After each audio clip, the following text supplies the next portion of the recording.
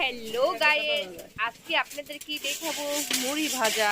আসলে কি, বিশেষ করে এখন কিন্তু সহজে কেউ মুড়ি ভাজতে চায় না, তবে অনেক বছর পর আজকে মুড়ি ভাজা দেখেছি আমি, তাই আপনাদের সাথেও শেয়ার করেছি। এই যে দেখেন, আমার এক আন্টি মুড়ি ভাজতেছে আর আমি ভিডিও করতেছি। আজকে দেখেন এই মুড়ি ভাজাগুলা দেখে আমার তো অনেক ভালো লেগেছিল। আপনাদের কাছে কেমন লাগলো? এই যে দেখেন মুড়ি ভাজতেছে, মুড়িগুলা কিন্তু খুব সুন্দর হয়েছে, খুব সুন্দরভাবে ফুলেছিল। এই যে দেখেন, বাজার থেকে মুড়ি এনে খাওয়া ওইগুলো কিন্তু তেমন স্বাদ নেই। ভেজে খাওয়া যেরকম স্বাদ, তবে আসলে সচরাচর এগুলো দেখা যায় না।